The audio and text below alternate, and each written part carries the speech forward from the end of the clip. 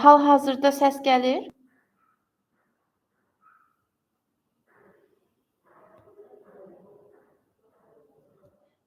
Səs hal-hazırda gəlir?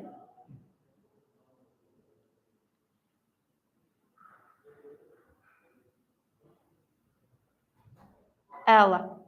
O zaman başlaya bilərik. YouTube linkini sizin WhatsApp qruplarınızda da göndərək və başlayaq.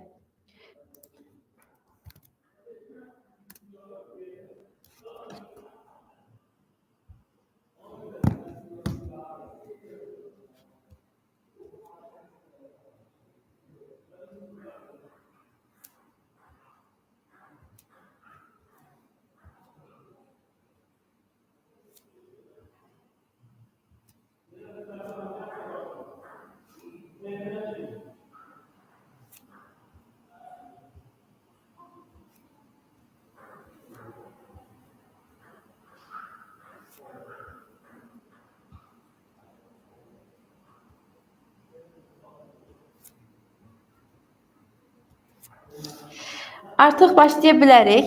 Əla. Deməli, ekranı da paylaşaq və ilk sualımızla başlayaq.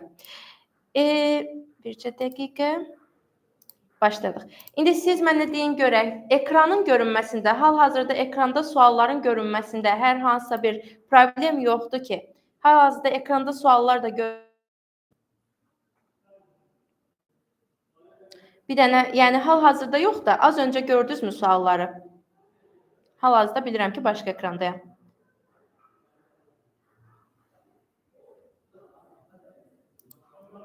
Baxın, başladı. Deməli, ekranda gördüyünüz ilk sualı sizin üçün izah edəcəm. PowerPoint sualıdır hal-hazırda ekranda gördüyümüz sual. Deməli, təqdimatın görünüş rejimlərinə aid olmayanlar bizdən soruşur. PowerPoint sualıdır. Əslinə qalsa PowerPoint çox, belə deyək ki, tələbənin əslində asan gördüyü, ancaq tez-tez unutduğu mövzulardan biridir. PowerPoint'dəki görünüş rejimləri Office proqramlarında olduğu kimi View lent tabında görünür. View lent tabının Presentation Views adlanan lent qrupu var. Baxın, bu lent qrupunda fikir versək normal, outline view, slide sorter, notes page və reading view olmaqla ümumiyyətlə 5 dənə görünüş rejimimiz mövcuddur. Bunun içərisində bəs bizdə hansı yoxdur? Baxın, fikir verirsinizsə, hal-hazırda, bax burada yazılıb nə? Custom slides. Mən az öncə custom slides deyə bir şey demədim. O zaman belə çıxır ki, custom slides bizim burada rejimlərin içərisində olmayan, yəni sualımızın doğru cavab variantı olmuş olacaq. Daha sonra növbəti bir Office proqramı sualına keçid alacağam. Deyir ki, mətn fraqmentinin sürətini həmin hissəni saxlamaqla başqa bir yerə köçürmək üçün hansı əməliyyat yerinə yetirmək lazımdır? Və fikir verirsinizsə, həmin hissənin saxlanılması deyə qeyd edilib bizdən. Yəni, belə çıxır ki, mən o şeyi kopyalayanda həm orada görünəcək, həm də gedib mübadilə buferinə düşəcək və mən başqa yerdə təkrarını ala biləcəm. O zaman belə çıxır ki, söhbət burada kopya əməliyyatından getməlidir. Yenə deyirəm, əgər həmən hissəni saxlamaqla sözünü istifadə edibsə, burada söhbət mütləq kopyalama əməliyyatından getməlidir. Amma indi variantlarında bəzilərində əvvəlcə paste et, sonra copy et yazılıb. Bilirsiniz ki, əgər nəyisə kopyalamamısınızsa, siz onu paste edə bilməzsiniz. Buyurun. YouTube-da. Aha, indi həll eləyirəm.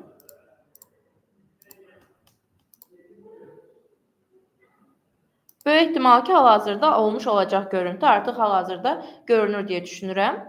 İndi baxın, A variantına bir dənə fikir verin. Deyir ki, həmən fraqmenti seçib əvvəlcə paste etmək. Bax, elə bunu oxuyanda dayanıram. Çünki əvvəlcə paste edib sonra nəyisə kəsə bilmərəm. Əvvəlcə kəsmək ya da əvvəlcə kopyalamaq, sonra yapışdırmaq lazımdır, düzdürmü?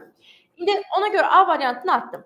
Keçdim B variantına. Deyir ki, əvvəlcə kəsmək. Elə kəsməyi oxuyanda dayanıram. Çünki biz demişdik ki, əgər kəsirəmsə, fraqmentin özü yerində qalmır. Kəsdiyim zaman fraqment yerindən çıxır, yerindən çıxaraq gedir buferə düşür, hara yapışdırsınsa orada qalır. Hal-hazırda burada ekranda var da, görüntü düzdür. İndi Aha, tamam. YouTube'dan qoşulanlar üçün indi yenidən düzəltməyə cəhd göstərəcəm. Ancaq bilmirəm problem nədən qaynaqlanırsa, çünki mən ekranı hal-hazırda göstərirəm. Daha sonra C variantına baxıram, deyir həmən fraqmenti seçib əvvəlcə paste etmək. Deməli bu səhvdir. Paste ola bilməz əvvəlcə. Sonra gəlirəm D variantına. Deyir bax, kopyalayım, sonra isə yapışdırım. Kopyalayıb sonra yapışdıranda fraqmenti biz yerində saxlamış oluruq. Daha sonra da onu hara aparıb lazım olursa ora qoyuram və yapışdırıram və yekunda həm öz yerində qalmış olur fraqmentim, həm də yeni yapışdırdığım yerdə olmuş olur. Yəni belə çıxır ki, mənə deyiləni birəbir etdim artıq. Sürətini həmin hissəni saxlamaqla başqa yerdə təkrarını almış oldum. Yəni burada sualın doğru cavabı olmalıdır. D variantı. Mən artıq çoxlu zənglərə görə baxın, məndə hal-hazırda ekran görünür. Birdən fazla kullanıyor akışlardan birinci besil buyur yedek oraya yükleyin.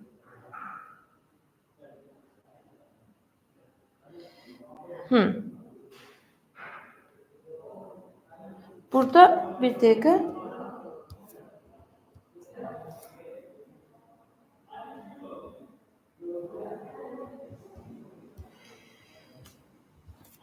Baxın indi oldu. İndi oldu, baxın. Yox, burada nədirsə problem, mən onu başa düşə bilmirəm.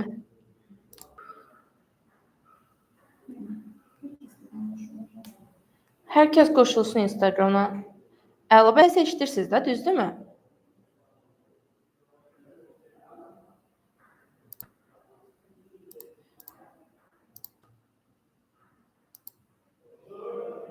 Görüntü bəs? Mouse'un hərəkəti var hal-hazırda.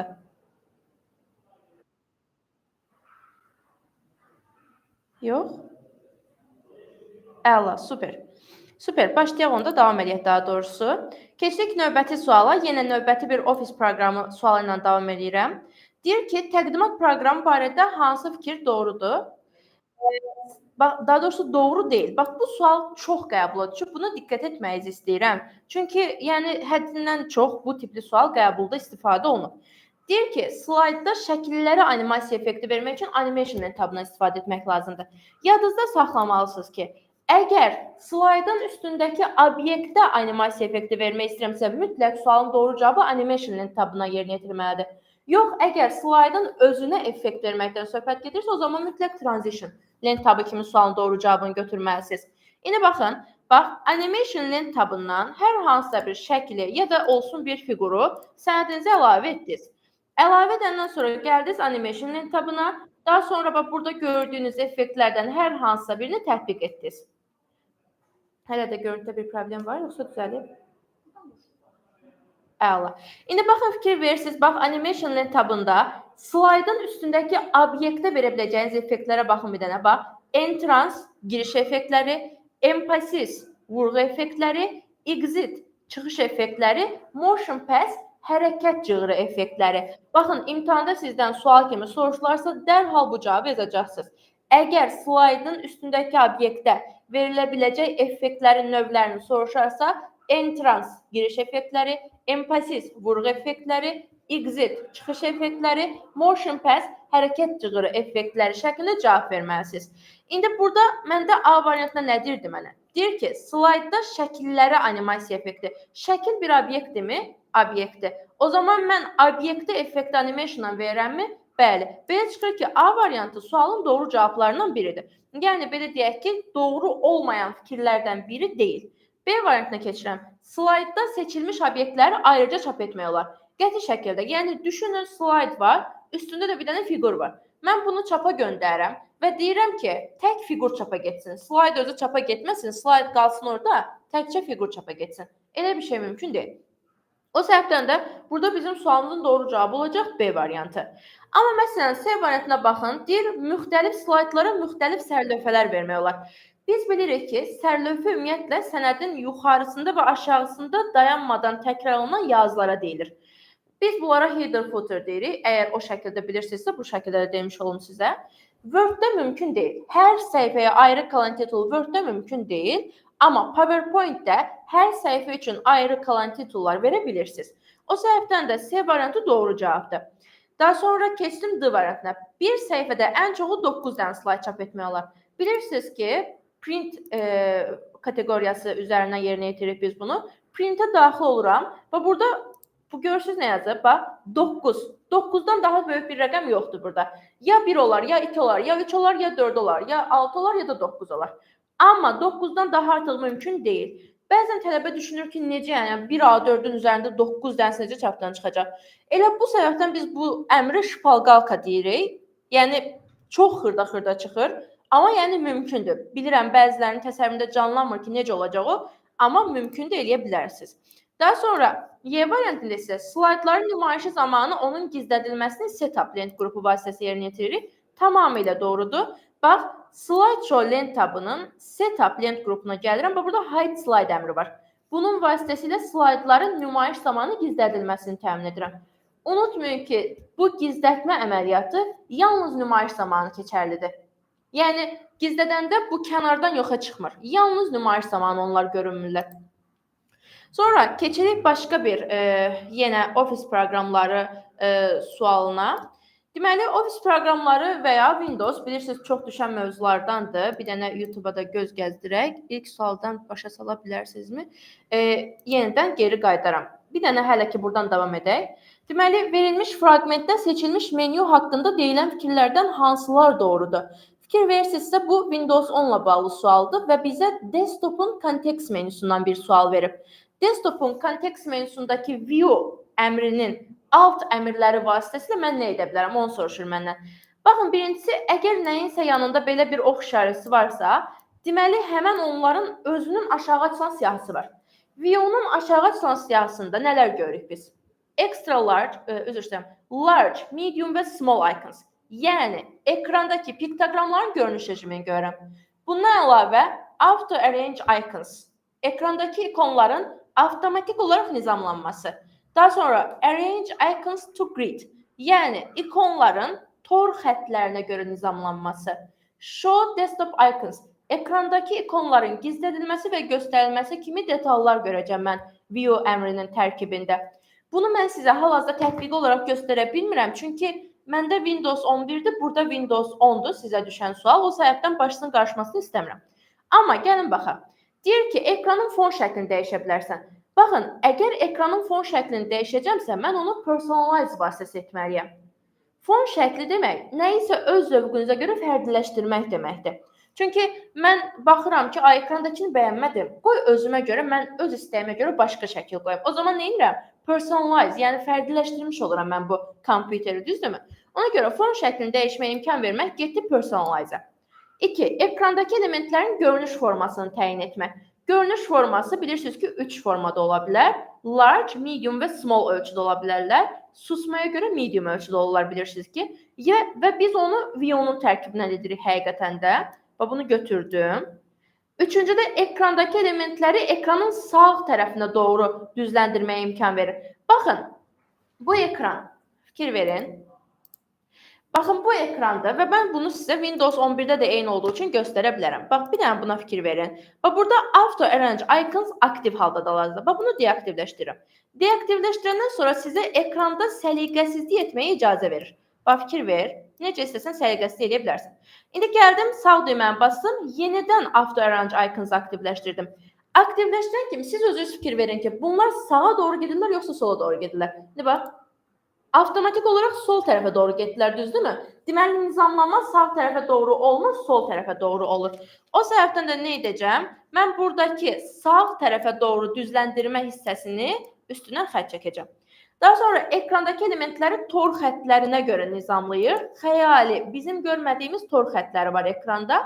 Və burada baxın, Align Icons to Grid görürsünüz. Deməli, grid isə tor xəttləri deməkdir. Deməli, həqiqətən də ekrandakı ikonları tor xəttinə görə nizamlamama icazə verəcək. Bunu götürürəm. Ekrandakı elementləri ad, ölçü, tip, tarix dəyişikliklərə görə nizamlamaya icazə verir. Bu ilin qəbul sualıdır bu hissəsi. Deməli, ekrandakı obyektləri həqiqətən də adına, ölçüsünə, tipinə və son düzəliş tarixinə görə nizamlaya bilərsiniz. Amma bunu sort by əməliyyatı ilə edəcəksiniz. Və buradakı sort by ilə edəcəksiniz. View ilə yox. Çeşidləmə ayrı bir əməliyyatdır. Getdi. Daha sonra ekrandakı elementləri ekranın sol tərəfinə doğru düzləndirməyə. Biz az öncə özümüz də tətbiqi olaraq gördük ki, həqiqətən də sol tərəfə doğru nizamlanır həmin o obyektlər. O səbəbdən burada sualın doğru cavabı olmalıdır bizdə 2, 4 və 6. Sonra keçdik başqa bir yenə 40-cı sual. Verilənlər bazasına bağlı bir sualdır. Buna baxacağıq. Deməli, verilənlər bazasında xarici açar nə üçün istifadə olunur deyə bizdən soruşulur. Ümumiyyətlə, iki cür açar var bilirsiniz ki, verilənlər bazasında. Birincisi primary key, yəni əsas açar. İkincisi isə xarici açardır. Deməli, əsas başlıca açarın vəzifəsi cədvəlin sətirlərinin qiymətlərini unikallaşdırmaqdır. Yəni, məsəl üçün, bizdə mən hər dəfə də qeyd edirəm, məsələn, Azərbaycan vətəndaşlarına verilənlər bazası. Mənim adım, soyadım, ata adım, doğum ilimlə birəbir eyni olan 6-7 adam var, məsəl üçün, ölkədə. Amma təsəvvür edin ki, kimsə cinayət işlədib, indi axtarırlar bu adamı, mən çıxıram. Məsələn, mən də deyirəm, mən cinayət işlətməmişəm. O zaman necə olsun ki, bunlar məni, o cinayət işlədən adamla məni fərqləndirsinlər bazada? Deməli, burada bizə bir dənə əsas açar lazımdır. Həmin o əsas açar, bax, bizim fin kodumuzdur. Azərbaycanda hamının ad, soyadı təkrarlana bilər, amma heç kimin fin kodu məsələn təkrarlana bilməz. Bu bizdə olur primary key. Bəs xarici açar nədir? Xarici açar cədvəllər arasında əlaqə yaratmaq üçün istifadə olunan bir şeydir. Yəni, məsələn, 2 dənə cədvəl var. Birində tutalım ki, yazılıb ad, soyad, ata adı, o birisində yazılıb ID nömrəsi. O 2 dənə cədvəl bir-birinə əlaqəli cədvəllərdirlər. Bunların əlaqələndirilməsi üçün biz verilənlər bazasında xarici açardan istifadə edirik. Yəni, burada nə deyəcəm? Cədvəllər arasında əlaqə yaratmaq deyəcəm. Yəni, A variantı kimi götürürəm doğru cavabı. Bəli.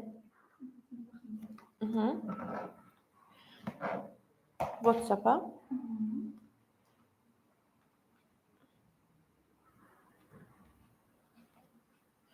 Aha, hal-hazırda. Oldu. Bir dəqiqə canlı yayınımızı YouTube-dan qoşula bilməyənlər üçün Telegram üzərindən də paylaşaq.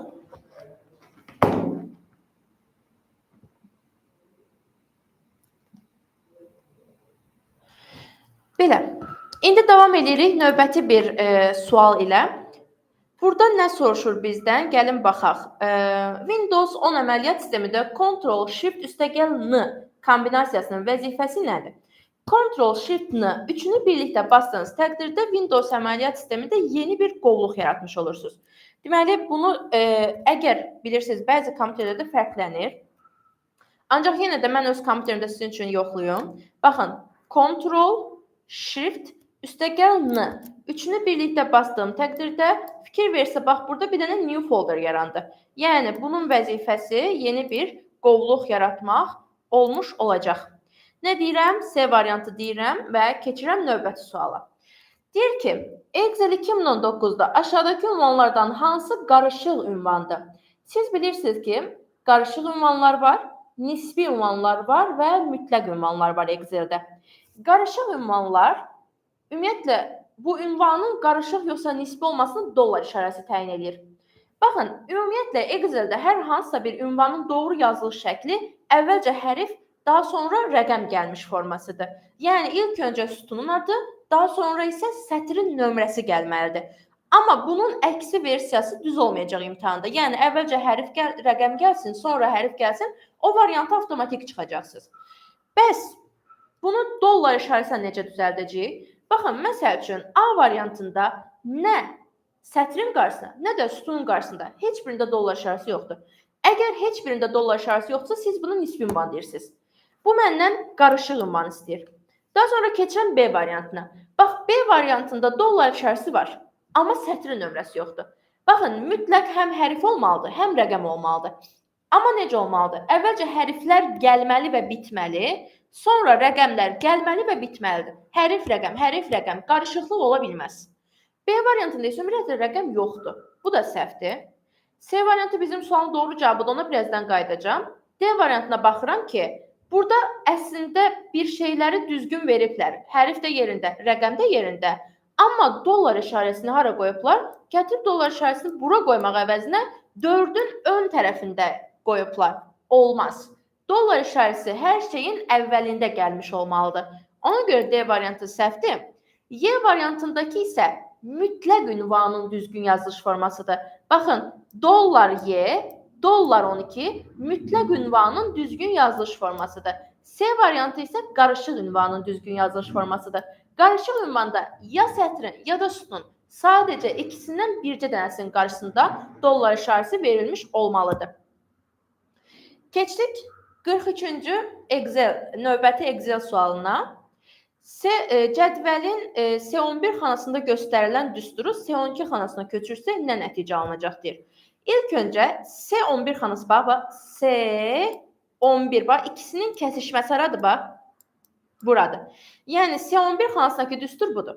Biz demişdik ki, köçürmə zamanı nə etməliyəm? Əvvəlcə yazmalıyam ki, mən hardan hara gəlirəm? Bax, C11-deyəm, hara gedirəm? Üzr istəyirəm. C12-yə gedirəm. C11-deyəm, C12-yə gedirəm. Yazıram və dəyişiklikləri müşahidə edirəm. Bax, C-dən C-yə heç bir keçid yoxdur. C əvvəl də C idi, sonra da C idi. Olduğu kimi qalıb. Bu deməkdir ki, mən bu özümün orijinal düsturu ki var, o düsturda hərflərdə heç bir dəyişiklik etməyəcəm. Yenə deyirəm, bax, əgər siz burada bir dəyişiklik görmürsünüzsə, orada tətbiq edə bilməzsiniz. Deməli, belə başa düşdüm ki, sütunda dəyişiklik yoxdur. Dəyişiklik olacaq rəqəmlərdə. Bax, fikir verirsiniz, 11 çevrilib olub 12. Nə qədər dəyişib? Plus 1 qədər.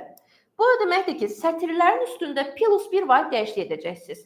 Amma əgər dollar işarəsi yoxdursa, nə demişdik? Dollar işarəsi puldur. Pulu olana dəymək olmaz. Ona görə də kimdə ki pul var, onu orada olduğu yerdə saxlayırsınız.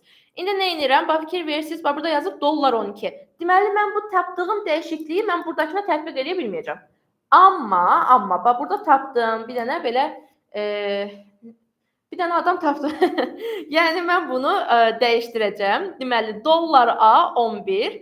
Necə dəyişdirəcəm? Bax, fikir verirsiniz, plus 1 vahid dəyişdirəcəm. 11 çevriləcək olacaq 12. Yəni, bu düsturu aşağı köçürəndə B dollar 12 çıxılsın dollar A 12 şəklində olmuş olacaq. Burada 12-ni yazmağı unutdum. Biraz mouse'la yazmaq biraz çətin olur. Deməli, indi nə edəcəm? Düsturun nəticəsini tapacağam. Bax, fikir verin, düstur məndən nə istəyir? C11-in cavabı ilə C12-nin cavabını toplamağımı istəyir. O zaman gərək mən C11-i də tapım, C12-ni də tapım. Gedək birinci C11-ə. Mənə deyir ki, C11 işləyirəm hal-hazırda. Mənə deyir ki, B12-dən A11-i çıx. B12-də nə yazılıb? Bax, B12 yazılıb, burada 5. Bəs A11-də nə yazılıb? Burada da 3 yazılıb. 5-dən 3 çıxdım, buranın cavabı oldu 2. Düşdüm aşağıya. Bu səfər də B12-dən A12-ni çıxacam. Bax, B12 5-dir, A12 isə 7-dir. 5-dən də 7 çıxsam qalacaq mənfi 2. İndi buranın da cavabı oldu mənfi 2. Yekunda mən mənfi 2 ilə müsbət 2-ni toplamalıyam. Mənfi 2 ilə də müsbət 2-ni toplayanda cavabı 0 kimi əldə etmiş olacaq. Belə. İndi keçək növbəti bir suala. İndi burada mənə deyir ki, insert lent tabının text lent qrupundakı obyekt düyməsinin açılan siyahısından text from file əmri nə üçün nəzərdə tutulub? Bu Word-la bağlı bir sualdır. Problem var yayında necə? YouTube-da.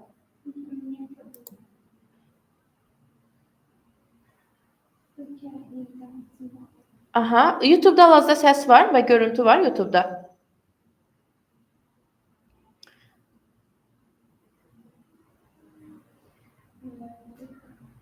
Səs və görüntü var YouTube-da.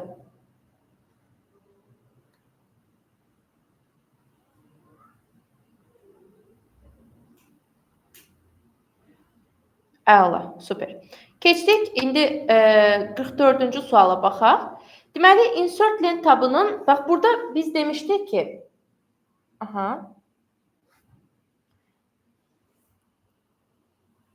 oldu.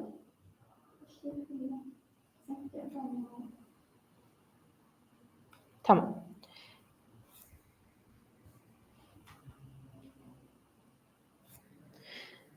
Deməli,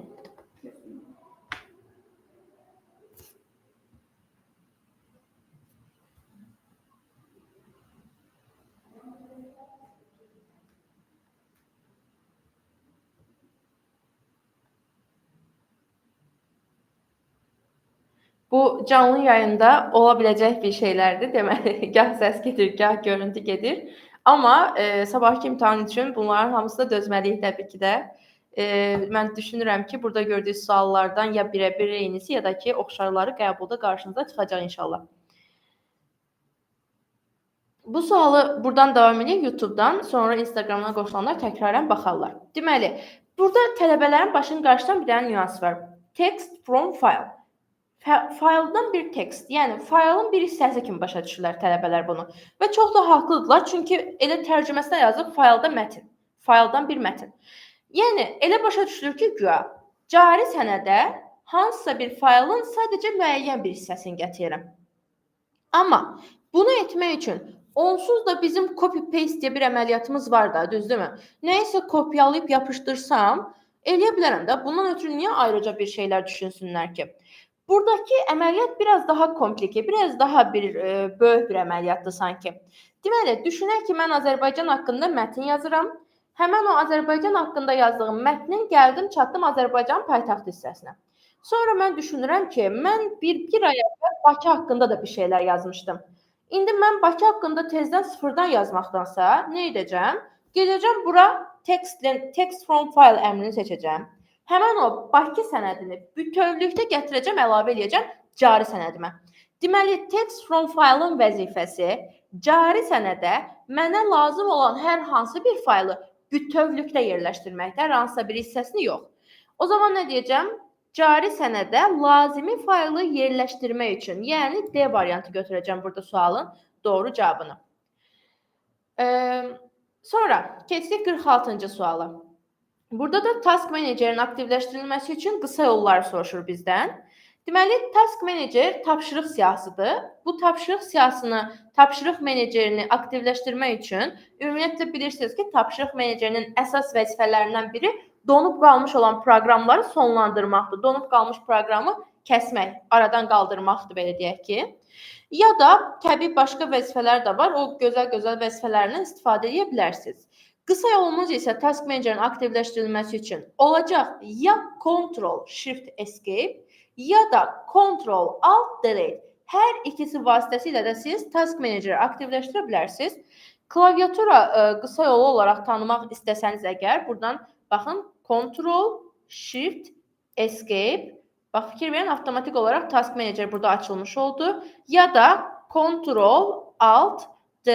Üçünü bir yerdə klikləyərək də yenə də Task Manager'ı aktivləşdirmiş ola bilərəm. Sonra keçid alaq növbəti suala. Deməli, dizayn rejimində verilənlər bazasının cədvəlini xarakterizə edən parametrlər hansılardır? Biz bilirik ki, verilənlər bazasında cədvəl strukturu konstruktor rejimində təyin edilir. Yadda saxlayın, struktur, konstruktor oxşuyurlar bir-birlərinə və bu cəhətdən yadda saxlamaq asandır. İndi bax, fikir verin, dizayn rejiminə keçən kimi bizim cədvəlimizin cəmi cümlətanın 3 dənə sütunu qalır. Birinci sütun olacaq field name, yəni sahənin adı. İkincisi olacaq data type, verilənin tipi. Üçüncüsü olacaq description, verilənlərin təsviri adlandırdığımız sütun. Field name və data type hissəsi mütləq doldurulmalı olan sahələrdirlər. Nə field name hissəsini boş saxlaya bilməzsiniz, nə də data type hissəsini boş saxlaya bilməzsiniz. Amma description, yəni təsvir hissəsini tamamilə boş saxlaya bilərsiniz. Təsvir hissəsində sizin də yazmanıza ehtiyac yoxdur. Siz yazmasanız, sistem sizə heç bir uyarı da göndərmir ki, buranı boş saxlamısan. Yəni o tamamilə könüllü yazılıb, yazılmaması tamamilə könüllü olan sahədir. Daha sonra keçdik növbəti bir Excel sualına. Deməli, bu Excel sualı bizə akses suallarını xatırladır. Elə bunun üzərindən həm akses, həm də Excel suallarından təkrar etmiş ola bilərik. Deməli, nə edirəm? Bax, fikir verin, burada mənə sorğu verib. Bu sorğunun nəticəsini tapacağam indi. Baxın, sorğunun qarşısında not istifadə edilib. Not. Bəzən tələbələr tələsirlər ki, not görən kimi, təbii bu biz müəllimlərin belə öyrətməyindən irəli gələn bir şeydir təbii ki. Ancaq mənim tələbələrim xatırlayır ki, mən bunu öyrədəndə belə qeyd etmişəm sizə ki, Əgər mötərizə içərisində verilmiş olan sorğunun sayı çoxdursa, notu birbaşa çevirərək özünüzü əziyyətə salmayın. Çünki elə olanda notun birbaşa çevrilərək yazılması bizə problem yarada bilər, baş qarışdırır elə olanda. Ona görə də ən yaxşısı bu tipli suallarda əvvəlcə not hissəciyini aktiv saxlamaqdır. Bax, notu aktiv saxladım, açsın mötərizə. İndi nə edəcəm? Sorğu verilib. Deyir ki, fənn fizika olsun və il 1960-dan böyük olsun. Yəni, həm və nə deməkdir? Həm də deməkdir, düzdürmü? Fənni fizika olanları, həm ili 1960-dan böyük olanları götürəcəm. İlk öncə fənn fizika harda ödənirsə onları yazıram. Baxın, deməli, 3-cüdə ödənir, 7-də ödənir, 9-da ödənir, 10-da ödənir, 11-də ödənir. 3, 7, 9, 10, 11. Bunlar fənnin fizika olduğu hissələrdir. Burada ortadakı və kəsişməni bildirir, bilirsiniz ki, kəsişmə işarəsini qoydum, keçsim o birisinə. İli 1960-dan böyük bərabərləri tapmağa. Deməli, baxın, il hansı halda 1960-dan böyük bərabərdir? 1, 3-cüdə qeyd etdim 3, daha sonra 4-də böyükdür, daha sonra 5-də də böyükdür, sonra 6-da da böyükdür. 1960. İndi bir dəqiqə. 6-da da böyükdür. Sonra 7-də də böyükdür. Daha sonra 8-ciyə baxıram. 8-də 1938 verilib. Orada böyük deyil. 1938 verildiyi üçün orada böyük deyil. Onu götürmürəm. Sonra gəldim 1962. Yəni burada görürsünüz 9-cuda da böyükdür. Sonra burada isə 1690 yazılıb. Burada böyük deyil. 1960 lazımdır mənə. 1690 yox. Getdi. Sonra 1970-də də böyükdür. Yəni nədir bu? 11-cidə də böyükdür. Burada 1600-dür, burada da 1600-dür. Bunları götürmürəm.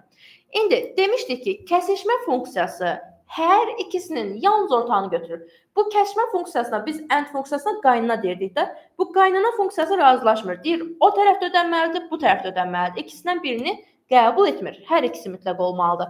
O səbəbdən də nə edirik? 3-ü götürürük, hər iki tərəfin ortağını götürürük.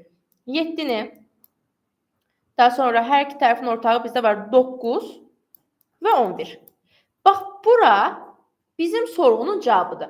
Amma qarşısındakı not hissəciyinə baxanda deyirəm ki, deməli bu belə olmalıdır. Not 3, 7, 9, 11. Yəni 3, 7, 9, 11-dən başqa hamısı deməkdir. 3, 7, 9, 11-dən başqa hamısı bizim sorğunu ödəyəcək. Bəs burada 3, 7, 9, 11-dən başqa nələr var bizdə? Baxaq. Əgər ümumilikdə 13 dənə sətrimiz varsa, o zaman 1, 2, 3, 4 dənəsini buradan çıxıram. Qalır ümumilikdə 9 dənə sətrim. Belə. Deməli, 9 dənə sətr bizim sorğuya cavab verdi. Keçdik növbəti suala. Artıq biraz da baxaq bu ofis proqramlarına. Məsəl üçün, bax, 37-ci suala baxaq. Sonra yavaş-yavaş digər sual tiplərinə keçid alarıq. Mətn prosesorunun hansı görünüş rejimlərində yalnız üfüqi xəttkeş görünür? Baxın, mən sizə bunu T hərflərini öyrətmişdim, düzdürmü? Demişdim ki, əgər verilmiş görünüş rejiminin sonunda 2 dənə T hərfi varsa, yalnız sözün sonundakı T'lardan söhbət getməlidir. 2 dənə T hərfi varsa, hər iki xəttkeş görünür. Bir dənə T hərfi varsa, yalnız bir dənə üfüqi xəttkeş görünür. Əgər T hərfi yoxdursa, heç bir xəttkeş görünmür. İndi bax, birinciyə baxın, nə yazıb? Print, layout. 2 dənə T hərfi var. Demişdim, 2 T'da hər iki xəttkeş görünür. Burada nə deyir? Deyir, yalnız üfüqi xəttkeş görünsün. O zaman 1 ola bilməz. İkinci də, sözün sonunda ümumiyyətlə T hərfi yoxdur. Demişdim ki, əgər ümumiyyətlə T hərfi yoxdursa, o zaman heç bir xəttkeş görünmür. Məsələn, burada mənə nə deyir? Üfüqi xəttkeş görünsün istəyir, düzdürmü? Amma məsələn, outline-da heç biri görünmür. Ona görə bu 2 ilə olan variantlarda gedir. Nə qalır? Cavab mütləq başqa variant yoxdur. 3 və 5 olacaq. İndi bax, web layout. Bir dənə T hərfi var. Demişdim ki, əgər sadəcə bir dənə T hərfi varsa, deməli sadəcə bircə dənə üfüqi xəttkeş görünür. Yadınızda saxlayın ki, tək şaquli xəttkeşin göründüyü rejim ümumiyyətlə yoxdur. Yalnız tək üfüqi xəttkeşin göründüyü rejim var. Heç bir xəttkeşin görünmədiyi rejim var. Hər iki xəttkeşin birlikdə göründüyü rejim var. İndi keçdim baxın viewLength tabına. Bax read mode. Heç bir xəttkeş görünmür. Çıxdım. Keçdim print layout. Bax 2 dənə T var. Bax həm üfüqi xəttkeş görünür, həm şablonlu xəttkeş görünür. Web layout. Bir dənə T hərfi var. Yalnız üfüqi xəttkeş görünür. Outline. Heç bir xəttkeş yoxdur. Heç bir xəttkeş yoxdursa, üzr istəyirəm, heç bir T hərfi yoxdursa, sıfır xəttkeş görünür. Draft. Bir dənə T hərfi var, yalnız bir dənə üfüqi xəttkeş görünür. Windows 10 əməliyyat sistemində 38-ci suala baxıram. Windows 10 əməliyyat sistemində verilmiş fraqmentə əsasən sistemin yenilənməsi hansı funksiya ilə yerinə yetirilməlidir? Bax, sistemin yenilənməsidir. Burada o qədər sadə bir sualdır ki, yeniləmə. Burada nə yazıb mötərizədə? Yeniləmə. Və deməli, sualın doğru cavabı yer variantıdır. Bəzən də tələbələr belə edirlər, bu qədər asan da olmaz. Yəni, necə yəni? Yuxarıda məndən yeniləmə soruşur, aşağıda yenə yeniləmə yazıb. Baxın, adamların başqa çarəsi yoxdur. İnformatika ingilis dilindən tərcümə olunmuş bir fəndir. Və adamlar necə, yəni yeniləmə sözü üçün özlərindən bir şey kəşf edə bilməzlər ki, o sözün Azərbaycanca qarşılığı yeniləmədir. Məcburdular ki, bunu sualı bu şəkildə yazsınlar. O səbəbdən də bu qədər asan da olmaz. 100% sualın doğru cavabıdır, başqa şeydir deyə bir şey imtahanda qəti şəkildə demirsiniz. İnformatikada nə görürsünüzsə elə odur. Asansa deməli asandır. Özünüzü çaşdırmaya çalışmırsınız imtahanda. Sonra keçdim hansı suala? Burada Update and Security'ni götürdüm. Keçdim 39-cu suala. Deyir ki, C6 xanasının qiyməti nə olacaq? Fikir verirsə bax, C6. Bax, C6. C6 burada düzdürmü? İndi burada nə verib? B3-ün C4-ə bölünməsini verib. B3-də nə yazıb? B3. Dırnaq arasına 4. Və biz bilirik ki, bölmə əməliyyatlar, ümumiyyətlə, riyazi, statistik funksiyalar, bunlar adətən demək olar ki, həmişə rəqəmlər və ədədlər üzərində yerinə yetirilən əməliyyatlardılar. Və bu tipli funksiyalar mətnləri adətən qəbul etmirlər. Mətn tipli şeyləri adətən qəbul etmirlər. Və mətn tipli şeylərlə qarşılaşanda xətalar verirlər. İndi mən burada nə etməyə çalışıram? Bilirsiniz, dırnaq arasına yazılmışlar bizdə mətn kimi qəbul edirlər, düzdürmü? Məsələn, əgər adicə 4, məsələn, D3 xanasının içində yazılmış olan 4 ədəddir. Amma burada dırnaq içində yazılmış olan 4 isə mətindir. Və mən mətni ədədə bölməyə çalışsam, Excel çaşıb qalacaq. Necə yəni? Deyəcək ki, mən necə mətni ədədə bölə bilərəm? O səbəbdən də mənə xəta çıxardacaq. Əgər bir mətn tipli bir şeyi, ədəd tipli bir şeyə bölməyə çalışırsınızsa, value dediyimiz xəta ilə qarşılaşırsınız. Sonra, məsələn, bu suala baxaq. Göstərilən diaqram elektron cədvəlin hansı xanalar diapazonu əsasında qurulmuş ola bilər? Burada deyəsən Instagramda bir problem var canlı yayında.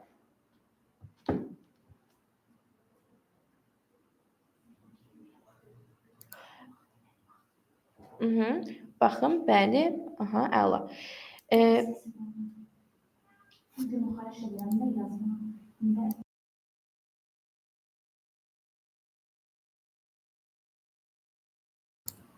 Aha. Davam eləyək. Deməli, bax, bu əslində bu tələbələrimlə çox işlədiyim sualdır, ancaq hal-hazırda ola bilsin ki, burada mənim tələbələrimdən olmayanlar da var. O səbəbdən bir dənə diaqram sualına necə yanaşmalısınız onu deyim. Deməli, fikir verirsinizsə, burada bizə pay diaqramı verilib. Belə pizza, piroq şəklində görülən diaqramlar pay diaqramlardılar. İndi bu pizza diaqramında, yəni pay diaqramında daha doğrusu 3 dənə dilim var. Saat əqrəbi istiqamətində baxanda birinci dilim, ikinci dilim, üçüncü dilim. İndi bu dilimlərdən, baxın, fikir verirsiniz, 17%, 33%, 50%. Fikir verirsinizsə, 17 ilə 33-ü toplayanda bizdə 50 verir. Bu tərəfdə də ümumiyyətlə 50%lik bir dənə ayrıca bir dilimimiz var. O zaman mən buradan belə başa düşürəm ki, bu pay diaqramının 2 diliminin cəmi 3-cü diliminə bərabərdir. Özdə hansı dilimlərin cəmi? Saat əqrəbi istiqamətində baxanda birinci dilim ilə üçüncü dilimin cəmi ikinci dilimə bərabərdir. Yəni 1 üstə gəl 3 bərabərdir 2 şəklində bir hissə tapmalıyam mən bu diapazonların içərisindən. İndi Gəlin yuxarıdakı diapazonlara baxaq görək. Hansı birinci ilə üçüncünün cəmi hansının da ortadakına bərabərdir? İndi bax, buna fikir verin. A1, C1 diapazona baxın. Bax, A1, C1 diapazonunda, bax, bura birincidir, bura üçüncüdür, burada ikincidir. Sizcə 450 ilə 37-ni cəmləsəm 125-ə bərabər olar? Olmaz. Deməli, sualın doğru cavabı A1, C1 diapazonu ola bilməz. Keçdim o birisinə. İndi bax, buna baxın. Nə yazmışam? Bax, birinci, üçüncü, bu da ortadakı ikincisi. Sizcə 30 ilə 39-un cəmi 420-yə bərabər ola bilər? Ola bilməz. Deməli, sualımızın doğru cavabı A2, C2 diapazonu da ola bilməz. İndi o birisi diapazona keçirəm. Bax. 170 birincisi, 330 üçüncüsü, 500 də ikincisidir. Bax, fikir verin. 170 ilə 330-un cəmi həqiqətən də 500-ə bərabərdirmi? Həqiqətən də kənardakı ikisinin cəmi ortadakına bərabər oldu mu? Deməli, bizim diapazonumuz buradakı faizlərə uyğun gəlir. Burada da birinci, üçüncü faiz ikinciyə bərabərdir. Burada da birinci ilə üçüncü rəqəm ikinciyə bərabərdir. O zaman belə çıxır ki, bizim sualımızın doğru cavabı olmalıdır. Hansı diapazon? Bax, fikir verirsiniz. A3, C3 diapazonu. Doğru cavabımız A3, C3 diapazonu olmalıdır. Belə. Sonra, yəni bunu işləmədən asanlıqla 2 dəqiqənin içərisində həll edə bilərsiniz. İndi yavaş-yavaş arada başqa suallarda keçid alaq. Məsəl üçün, burada MAK ünvanı bizdən soruşulub. Biz bilirik ki, MAK ünvanı 6 dənə sektordan ibarətdir. MAK ünvanının ümumi yazılış qaydası bu formadadır. X, qoşa nöqtə, X, qoşa nöqtə, yenə davam edirəm.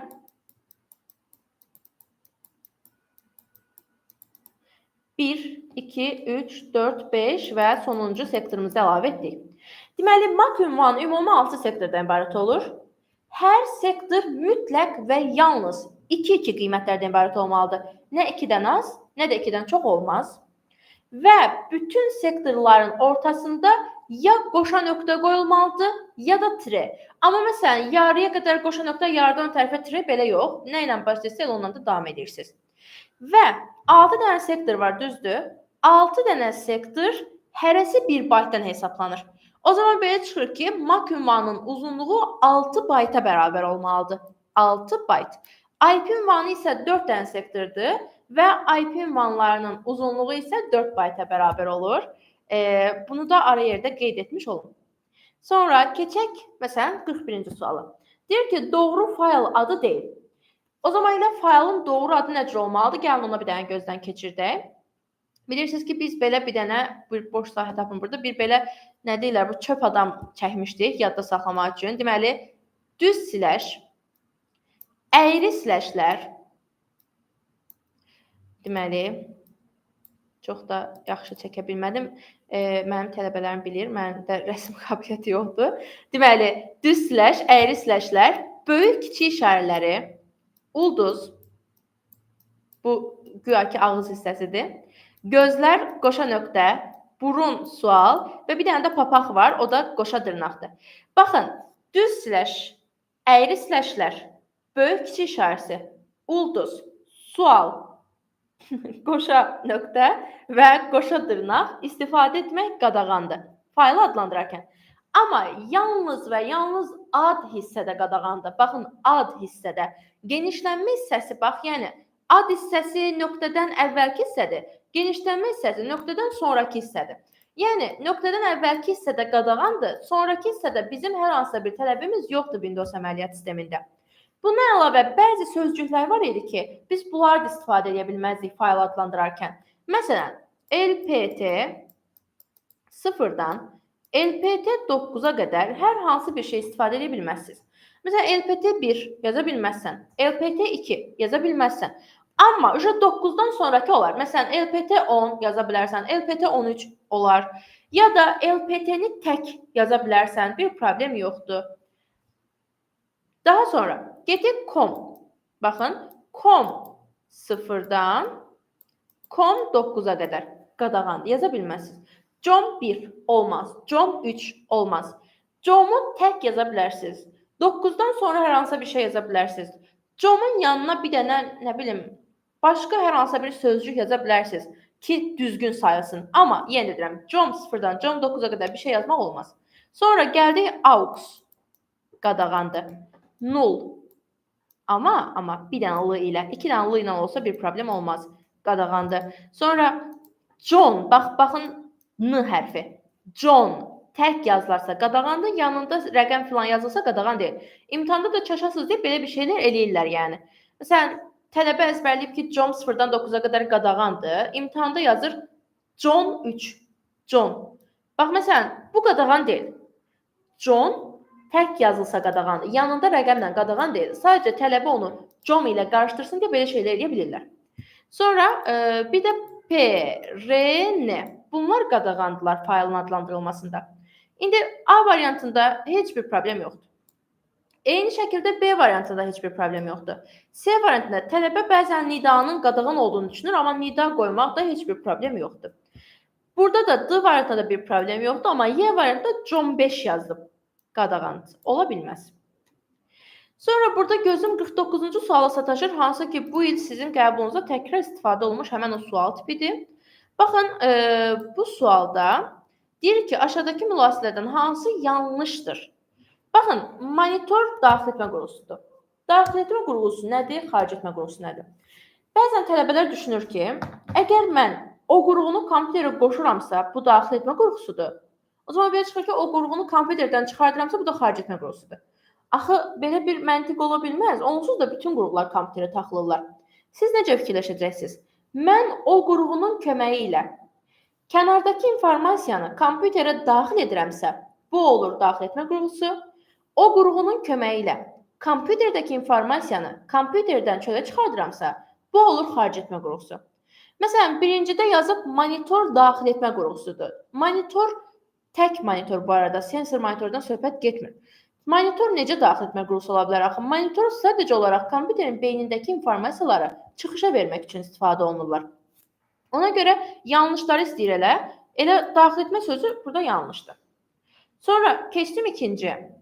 Bu bir YouTube-da da baxaq. Hər hansısa bir problem yoxdur səsdə ya da görüntüdə hal-hazırda.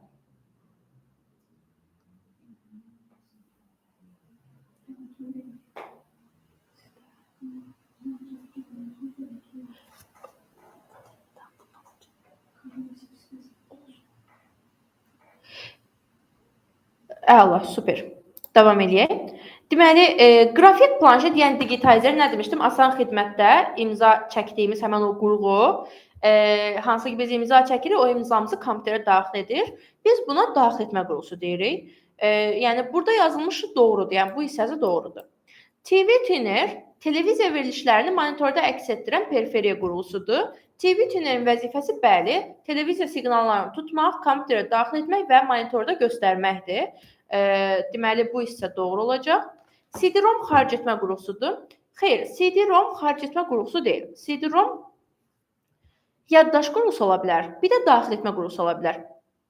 Çünki biz bilirik ki, CD-ROM həm o diskovod deyirik biz, həm ona CD-ROM deyə bilərsiniz, həm də CD-ROM adlanan yaddaş qurğusu var, optik yaddaş qurğusu. Yəni, xaric etmə qurğusu deyil, amma daxil etmə ya da yaddaş qurğusu deyə bilərsiniz. Sonra elə yanlışları istəyir bunu da götürəcəm. Sonra keçirəm 5-ci. Deyir, klaviatura daxil etmə qurğusudur. Kesinliklə, yəni kənarda mənim beynimdə olan informasiyanı mən klaviatura vasitəsilə kompüterə daxil edirəm. Əmrləri klaviatura vasitəsilə kompüterə daxil edirəm. O zaman bu 5-ci doğrudur. Sonra 6-cıya baxıram, web kamera görüntüləri əks etdirən xaric etmə qurğusudur. Web kamera bizim selfilərimizi kompüterə daxil etmək üçün istifadə etdiyimiz daxil etmə qurğusudur. Daxil etmə. Yəni, xaric etmə qurğusu deyil. Bu da yanlışdır. Sonra keçdik bu suala. Bu da lokal kompüter şəbəkələri ilə bağlı olan sualdır bizdə.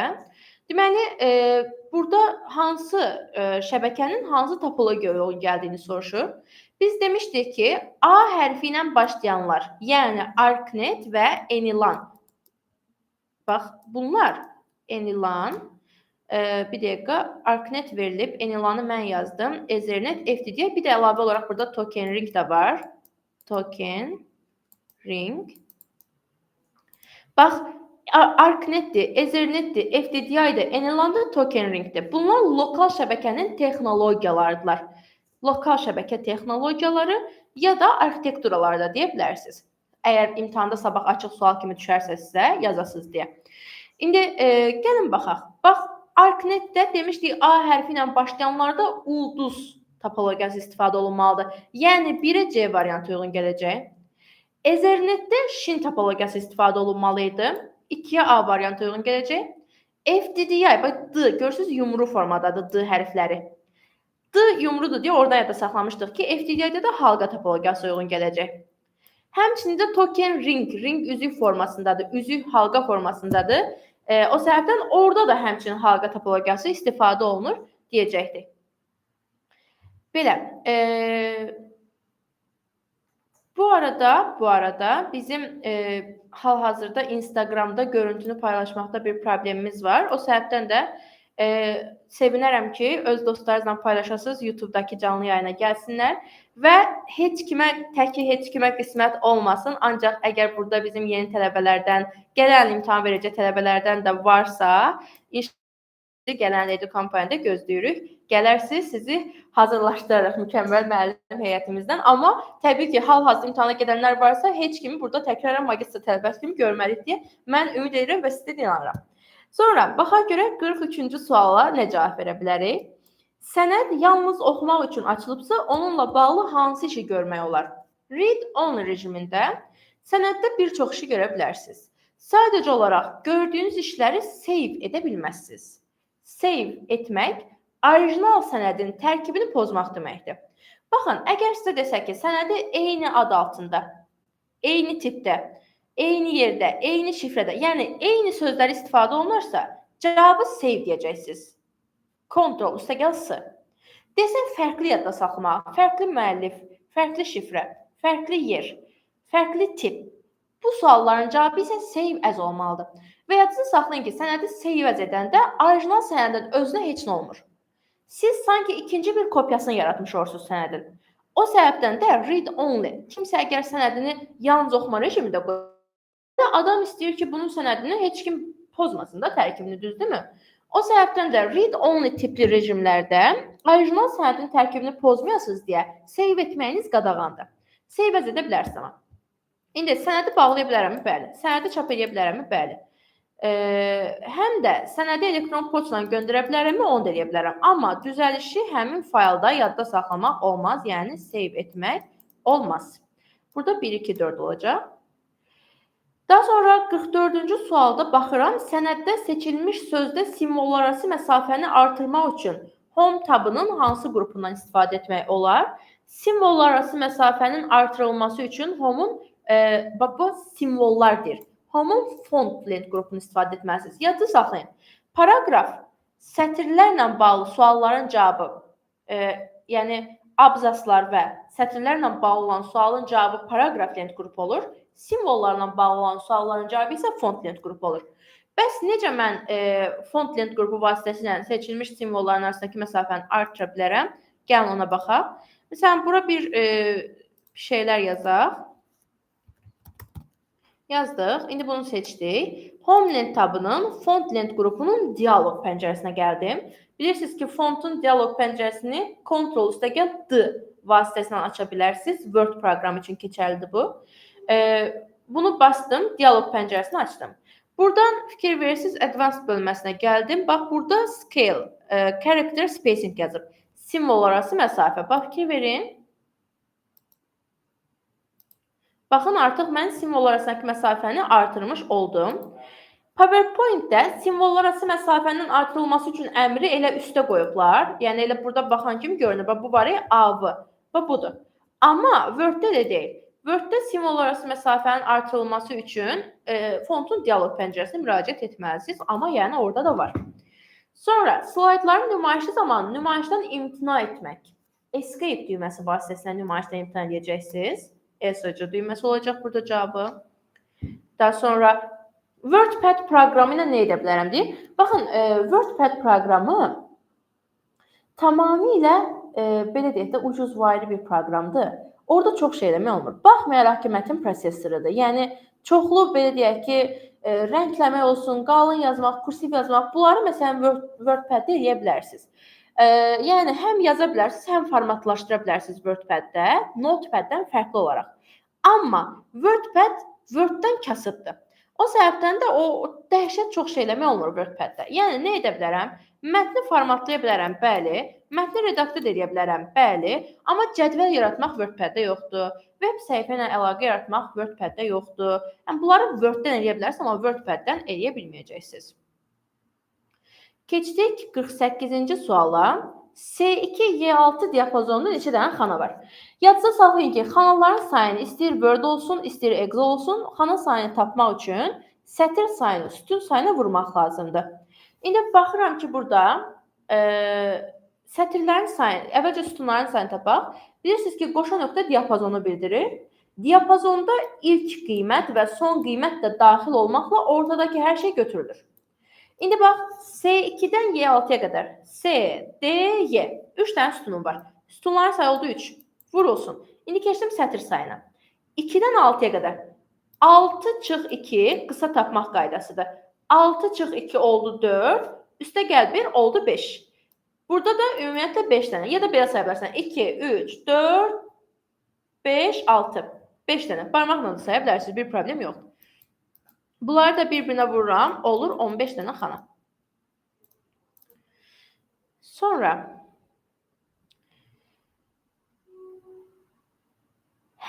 gələk burada qəşəng bir sual var, potensial qəbul sualı. Doğru mülasirələri seçin deyir bizdə. Backspace əmri vasitəsilə sətri ya da sütunu silmək olar. Word-də olar backspace vasitəsilə sətri ya da sütunu. Word-də backspace vasitəsilə sətri sütunu bütöv silə bilərsiniz. Delete vasitəsilə isə ancaq sətrin ya da sütunun içindəkiləri silə bilərsiniz. Bu dediyim Word üçün keçərlidir. Amma Excel-də backspace-in vəzifəsi fərqlidir. Baxın, bir dənə backspace-in real vəzifəsini sizə göstərim. Bax, Excel-də gəldim, bura daxil oldum. Biraz yaxınlaşdırım görəsiniz deyə. Məsələn, içərisində bəzi verilənləri yazdıq, bir şeylər yazdıq məsələn və bunu seçdik. İndi belə bir diapazon ümumi A sütununu seçmişəm mən. İndi bu sütunun içərisində nə edəcəm? Klaviaturadan backspace basacağım. Klaviaturadan backspace basanda sadəcə bir dənə sütunun içərisindəki məlumat silinir. Amma indi yenə bir şeylər yazdım. Yenə də seçdim. İndi isə delete-i klikləyəcəm. Delete isə sətrin içindəki bütün məlumatları silir. Amma yadınızdan çıxartmayın ki, nə klaviaturadan bastığınız backspace, nə də delete. Heç biri sətri ya da sütunu bütöv silə bilməz. Sadəcə içindəki kontenti silməklə məşğuldurlar bunlar. Bəs o zaman sətri sütunu silmək istəmirsə necə silə bilərəm? Buradan HomeLand tabının SalesLand qrupundakı delete əmri vasitəsilə istəyirsə silə bilərsiniz. Amma əmr olan delete deyirəm. Klaviatura kombinasiyası olan delete demirəm. Bir də Excel-ə gəlmişkən, Excel-dəki maksimal sətir sayı 1.048.576, yəni 2/20-dir. Maksimal sütun sayısı 16.384, yəni 2/14 qədərdir. Amma silmək sətir sütun sayına təsir göstərmir. Yəni, nə qədər də silsəniz, nə qədər də əlavə etsəniz fərq etməz. Maksimal sətir və ya sütun sayında dəyişiklik baş vermir Excel-də. Yəni, birincisi nədir? Səhvdir. Bu da doğruları istəyir, bu səhvdir. Keçdik. Seçilmiş sətirdən yuxarıya sətir etmək olmaz. Əksinə, sətri seçilmiş sətirdən yuxarıya əlavə edə bilərsiniz. Aşağıya əlavə etmək olmaz. Seçilmiş sətirdən aşağı əlavə etmək olmaz, yuxarıya isə sətr əlavə etmək olar. Seçilmiş sütundan sağa sütun əlavə etmək olmaz. Düzdür, sütun sol tərəfə əlavə edilir, sətr isə yuxarı tərəfə əlavə edilir və seçim haqqı da vermir. Sənə seçim haqqı vermir ki, aşağıya əlavə edə bilərsən. Yox, elə bir şey yoxdur. Bu doğrudur, yəni sağa sütun əlavə edə bilməzsiniz, ancaq sola əlavə edə bilərsiniz. İş vərəqini insert lent tabına əlavə etmək olar. Səhvdir, yalan deyir. Insert lent tabından iş vərəqi əlavə edə bilməzsiniz. Home lent tabına əlavə edə bilərsiniz iş vərəqini. Deməli, bilirsiniz, vərəq bunun içindəki bir dənəyə deyilir. Kitab isə ümumi sənədin adıdır. Kitab çoxlu, kompüterin yaddaşının kifayət etdiyi qədər çoxluqda vərəqdən ibarət ola bilər. İndi əgər yeni vərəq əlavə etmək istəyirsə, yenə HomeLand tabının, yenə SalesLand qrupunun insert əmrini istifadə edirsiniz və insert sheet buradan vərəq əlavə etmək vasitəsilə edə bilərsiniz. Ya da burada plus işarəsi var aşağıda. Buradan da edə bilərsiniz. Bir də klaviaturadan Shift üstəgəl F11 klaviatura kombinasiyasını klikləməklə yeni vərəq əlavə edə bilərsiniz. Bu 5 doğrudur. Sətir ya da sütunu Homeland tabından gizlətmək olar. Tamamilə doğrudur. Homeland tabının SalesLand qrupunun format əmri vasitəsilə, bax burada hide unhide var. Bunun vasitəsilə sətiri də, sütunu da, vərəqi də, xananı da gizlədib göstərə bilərsiniz. Deyəsən xana biraz artıq oldu orada. Elə bir ki, yox, xana yox.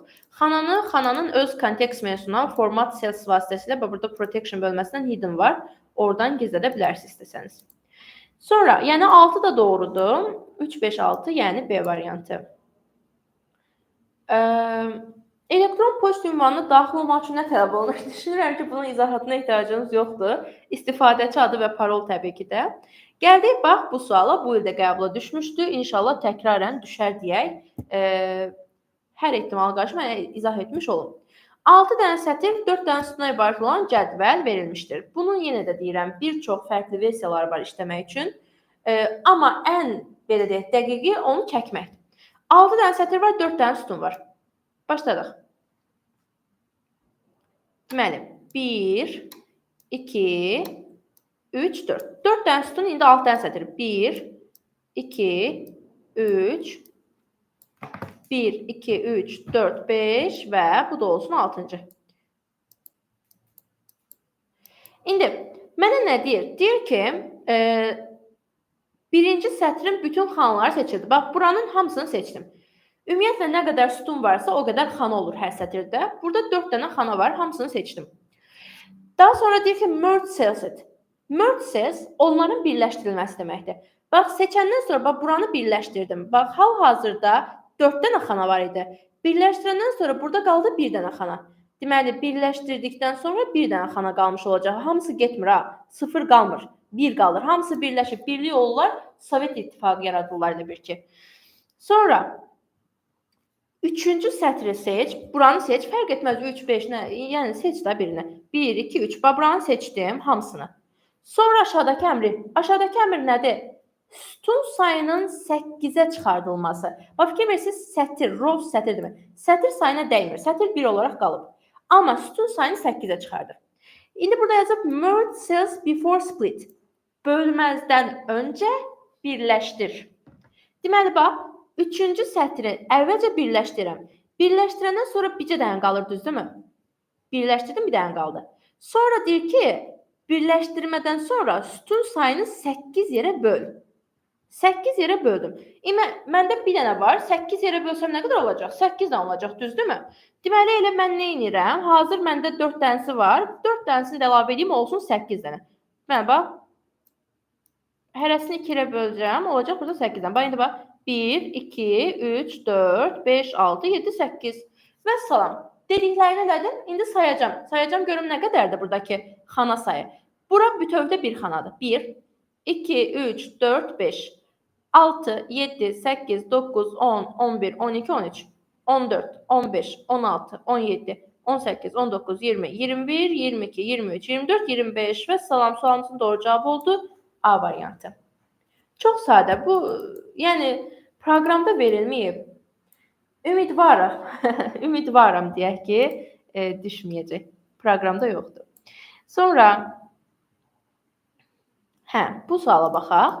Deyir ki, 4 dənə mətn sənədi açılmışdır. Açılmış bütün pəncərələrin hamısının eyni anda ekranda görünməsi üçün hansı əməliyyat yerinə yetirilməlidir? Açılan sənəd pəncərələrinin eyni anda eyni ekranda nizamlanması üçün ViewLength tabının Arrange All əmrini biz istifadə etməliyik. Daxil oldum bura, bax ViewLength tabına gəldim. ViewLength tabının Windows adlanan lent qrupundan Arrange All'u bastım. Məndə hal-hazırda açıq olan sadəcə bir sənəd var deyə heç bir işə yaramaz. Amma 6 dənə sənəd olsaydı, 6-sı da eyni ekranda nizamlanmış olacaqdı. Hamısını nizamla, tərcüməsinə də başa düşmək olur. Yəni, burada sualımızın doğru cavabı olmalıdır B variantı. Sonra buna baxaq. Deməli, baxın, deyir ki, belə bir screenshot verilib. Bu screenshota əsasən açılmış qovluğun daxilində neçə dənə element olduğunu tap. Biz bilirik ki, statistik göstəricilər vəziyyət səthində olur, status barda olur. İndi burada statistik göstərir. Bax, vəziyyət sətri burada. Bax, hər şeyin aşağı hissəsi, bax, bura demirəm, ha, bura taskbardır. Aşağı hissəsi vəziyyət sətridir. Bax, burada da bizdə bu hissədir vəziyyət sətri. Bu vəziyyət sətrində görürsünüz, 17 dənə item var, 17 dənə obyekt var. Yəni, seçilmiş qovluğun tərkibində 17 obyekt olduğunu bildirir bizə. D variantı. Daha sonra kompüterin əsas xarakteristikalarını istəyir. Bu da bizdə hardware. Bilirsiniz, hardware'dən də 2 sual düşür. Hardware bölməsinə bağlı olan sualdır. Kompüterin əsas xarakteristikaları deyəndə bir kompüterə aid olan şeylər başa düşülür təbii ki də. Bir də hamını maraqlandıran şeylər. Yəni, kiminsə şəxsi zövqləri, maraqları burada nəzərə alınmır. Hesablama dəqiqliyi mütləq lazımdır. Heç kim dəqiqliyi aşağı olan kompüter istəmir. Bunu götürdüm. 2. Rəng imkanları. Rəng imkanları printerin xüsusiyyətidir. Kompüter, yəni indiki dövrdə rəngsiz kompüter yoxdur ki, onsuz da. Printer üçün keçərli ola bilər bu. Əmrlər sistemi, yəni risk yoxsa sisk arxitektura ünsiyyəməsidir kompüterin. Biz bilirik, risk olanda məhdud əmrlər, sisk olanda daha çox əmrlər yerinə yetirə bilir bizim kompüterimiz. Sonra yaddaş tutumu hər adamın maraqlanan telefon alanda da. Bilirsiniz ki, telefonlar da fərdi kompüterlərin bir növləridir. Biz gedirik, nə soruşuruq əmrəcə, bu yaddaşı nədir? Deməli, nə lazımdır? Yaddaş tutumu. Ölçüsü. Baxın, sən ola bilər ki, gamersan, sənə böyük kompüter lazımdır. Ola bilər ki, işə gedirsən, balaca kompüter lazımdır. Ölçü, bu tamamilə fərdi bir şeydir. Yəni, ölçüyə görə bu kompüter yaxşıdır, bu kompüter pis demir heç kim. Ona görə də nə edirəm? Bunu atıram. İş etibarlığı, yəni mənə kompüter üçün nə qədər garanti verirlər? Bu çox önəmli bir şeydir. Bir var 5 il garanti verər, bir də var 10 il. Təbii ki, mən 10 il garanti verəni götürəcəm. Ona görə bunu götürürəm. Kadrların əks olunması tezliyi isə monitora aiddir. Monitorun əsas xarakteristikalarından biridir. Kompüter isə sadəcə monitordan ibarət deyil. O səbəbdən də mən bunu götürməyəcəm. Burada sadəcə 1, 3, 4 və 6-nı götürürəm, yəni C variantı. Daha sonra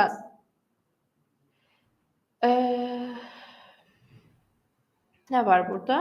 Məsələn, buna baxaq. Şəkildə Windows-un əməliyyat sistemində aktivləşdirilmiş pəncərələr məsələlər dispetçerindən bir fraqment verilir. Bu fraqmentə əsasən kompüterin əməli yaddaşının yaddaş tutumunun cari an üçün nə qədərinin istifadə olunduğunu.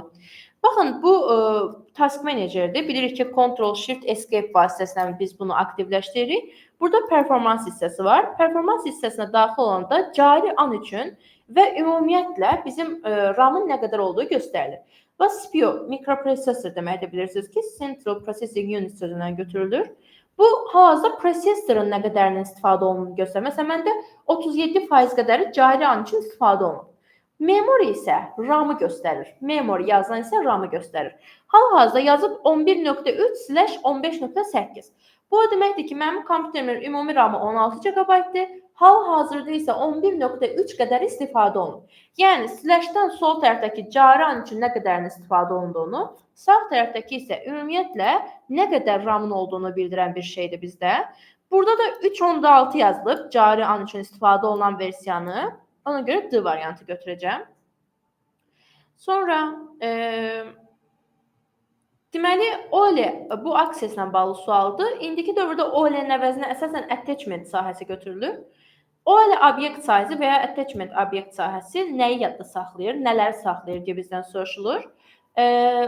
OLE obyekt deməkdir. Obyekt linking and embedding sözündən götürülübdür. Obyekt yerləşdirmə deməkdir, yəni. Obyektdə nə ola bilər? Şəkil, fiqur, video, musiqi, bunlar obyektdirlər. Bunları da biz ümumi olaraq multimedia deyirik, bilirsiniz ki, ona görə də B variantı götürəcəm burada. Daha sonra burada slayda cədvəl əlavə etmək üçün hansı proqramdan istifadə etmək lazımdır? Təkcə burada yox, məsələn, Excel-də də belədir, Word-də də belədir, PowerPoint-də də belədir ki, cədvəli əlavə etmək istəyirsinizsə, Insert Link tabından istifadə etməlisiniz. Baxın, Insert Link tabının Table Link qrupundan slaydıma cədvəl əlavə edə bilərəm. Sonra, nisbi ünvanı mütləq ünvana çevirmək üçün hansı düymədən istifadə olunur? F4 klaviaturadan F4 düyməsini basaraq nisbi ünvanı mütləq ünvana çevirə bilərsiniz. Daha sonra nə var burada baxaq. Say sistemi heç. Bir dənə də bəlkə print məsələsinə baxaq. Yadımıza salaq ümumi. Sənəddə cəmi 30 dənə səhifə var. Daha sonra bu 30 dənə səhifədən sırf göstərilənlər, yəni ancaq bunlar çapa göndərilir. İndi bura nəzər yetirdim, dərhal düşürəm screenshot-a baxmağa. Screenshot-da bura birinci hissədir. İkinci bu hissəyə baxıram. Üçüncü bu hissəyə baxıram. Dördüncü də bu hissəyə baxıram demişdim. Yazacağı şeyi bura yazıb verib mənə. Başqa email page heç yazmayıb. Nə edirəm? Buradakıları sayıram. Bilirsiniz ki, tree aralığı bildirir. Yəni 1-dən 7-yə qədər aralıq. Bax, 1-yə qədər nələr aiddir? 1, 2, 3, 4, 5, 6, 7, düzdürmü? Bunu belə barmaqla saydıqdansa, aralığı tapmaq üçün ikinci rəqəmdən birinci rəqəm çıxıb üstünə 1 gələ bilərsiniz. 7 çıx 1, 6, üstə gəl 1, 7. Burada ümumi 7 dənə səhifə var. Plus, keçdim o birisi aralığı. 12-dən 17-yə qədər. İndi 12, 13, 14, 15, 16, 17. Özüm deyirəm, sonra barmaqla sayıram. Çox gözəl. 6. Üstə gəlsin. 21-dən 30-a qədər. 30 çıxılsın 21, 9, üstə gəl 1, 10. İndi 7 üstə gəl 6, elədi 10, 13, üstünə də 10 gəlsəm, oldu buranın cavabı 23. Yəni, bu aralıqdan ümumiyyətlə 23 dənə səhifə çapa gedilmiş. Yəni, birinci hissənin cavabı oldu 23. İndi, əgər mən tək üzlü çap etsəm, mənə 23 dənə A4 vərəqi lazım olar. Amma bəs 200-lü çap etsəm, 200-lü çap etsəm vərəq israfım azalır, düzdürmü? Ona görə də burada əgər both side sözünü görsəniz, mütləq əvvəlki mərhələdə aldığınız cavabı 2-yə bölməlisiniz. One-sided görsəniz isə bölmə etməyə ehtiyac yoxdur. 23-ü 2-yə böləndə neçə dəfə düşür? 10 düşür. 11 dəfə düşür, amma qalıq qalır, düzdürmü? Mən də qalıq qalanda mütləq əlavə bir səhifə kimi götürməliyəm. Çünki qalmış qalığı atası deyilən deyən mən onu çıxartmıram. Qalan qalıq bir dənə bir simvol belə qalsa mütləq əlavə A4 vərəqin üstünə çıxır. Ona görə kəsirli şeyləri tam götürürsünüz print metodlarında. 11 tam neçəsə düşür, mən onu 12 kimi götürürəm.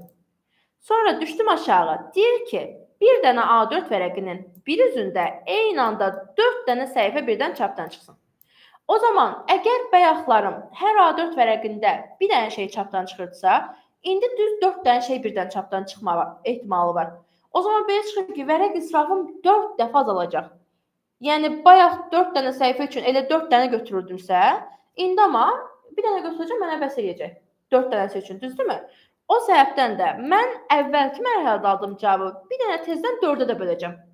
Yadda saxlayın, bura hansı qiymət yazılsa əvvəlki mərhələdən aldığınız cavabı ona bölürsünüz. 12-ni böldüm 4-ə, düşdü 3 dəfə. Hə, indi bir adam üçün mənə 3 dənə A4 vərəqi lazım idi.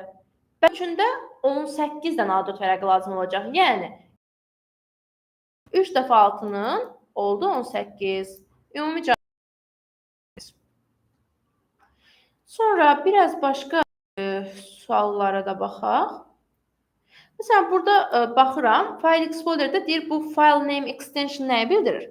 File Name Extension faylların ad genişlənmələrini bildirir. Yəni, nə bax görək, məsələn, tutam ki, şəkil.jpg. O JPG hissəsi ad genişlənməsidir. Ya da nə bilim, sənəd.docx. Docx hissəsi ad genişlənməsidir. O zaman nə deyəcəm? Fayl genişlənməsinin göstərilməsini təmin edir. D variantı. Sonra, bu təsvir olunan paraqraf lent qrupu hansı tapa məxsusdur? Demişdik ki, bax, əgər bu işarə varsa, hansı ki, bu çapda görünməyənlərin göstərilməsini təmin edir. Bu işarə varsa, mütləq bu homeland tabının paraqrafı olur. Bunu H kimi düşünürdük. Bax, H yoxdur da biraz. Bu homeland tabının paraqrafıdır. Bir də belə də saxlaya bilərsiniz. Əgər sənədin tərkibində çoxlu şey varsa, o zaman da o şəkildə də saxlaya bilərsiniz ki, bu homeland tabının paraqrafıdır, yəni. Burada A variantı olacaq cavabımız. Sonra nə var burada? Buna baxaq. Kompüter qrafikasının növləri və proqram arasındakı uyğunluğu müəyyən edin. Birinci raster qrafikasına baxıram. Mən bilirəm ki, hansısa bir sözün tərkibində photo, paint ya da picture sözləri varsa, o həmişə raster qrafikasına aiddir. İndi burada nə götürəcəm? Bax, foto sözü var. 1-ə B, həm də burada da foto sözü var, həm də D. 1-ə B və D. 2. Vektor qrafikası. İllüstrativ şeylər vektor qrafikasına aid olur. Ümumiyyətlə, biz bilirik ki, boyamaq, effekt vermək, Photoshop etmək, bunlar raster qrafikasına aiddirlər. Ona görə foto, boyama, paint, picture, şəklin hazır versiyası. Bu sözlər ona görə raster qrafikasına aid olurlar. Amma biz bilirik ki, vektor qrafikası isə təsvirin yaradılması üçündür. Yəni sıfırdan təsvir yaratmaq üçündür vektor qrafikası. Ona görə illüstrasiya etmək, draw, çəkmək kimi şeylər vektor qrafikasına aid olurlar. 2-də A götürəcəm, həm də Y götürəcəm. 3-də isə fraktal. Fraktal qrafika isə düsturla avtomatik generasiya edilən qrafikadır. Bir kənarda düsturu yazırsınız, digər kənarda sizin yazdığınız düstura uyğun şəkil öz-özünə avtomatik generasiya edilir. Fraktal qrafikayı da art tableri, yəni 3-ə də C variantını uyğun götürə bilərəm. Sonra kontekstual tabları soruşur. Kontekstual tablar biz bilirik ki, obyekt əlavə edəndə sonradan gələn tablara kontekstual tablar deyirlər.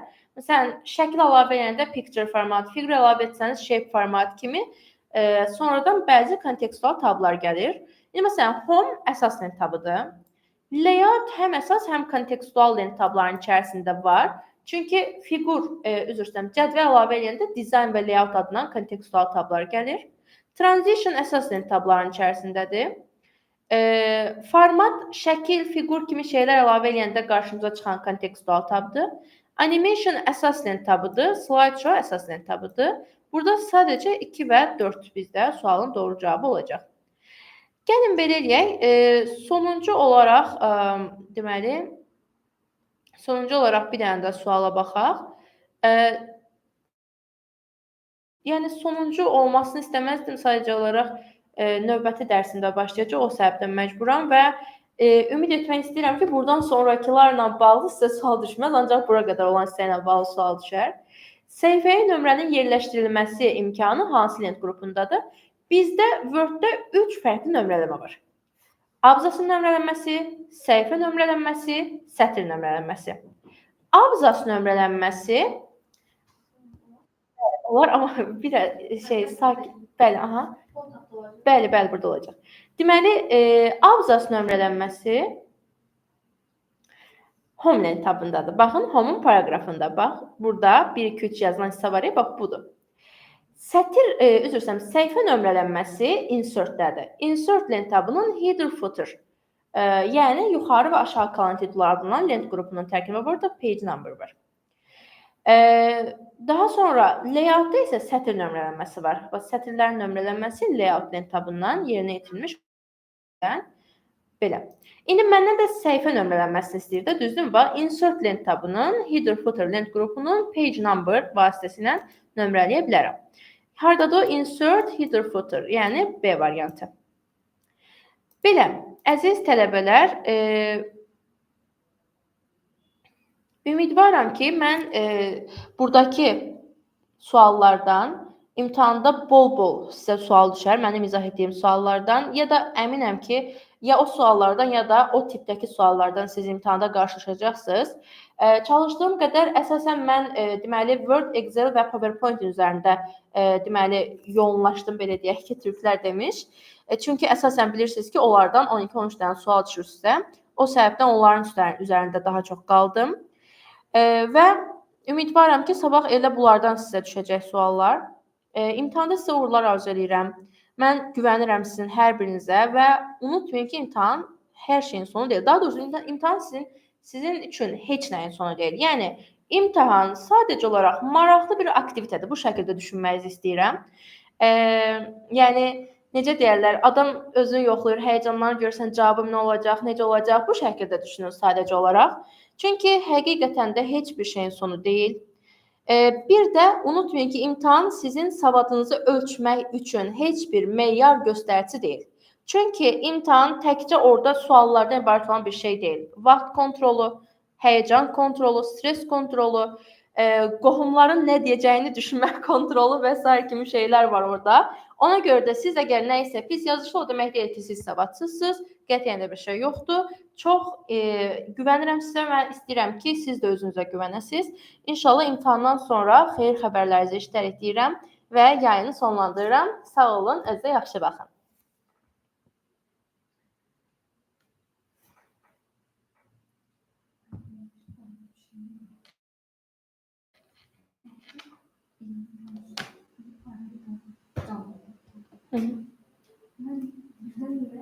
İki kızım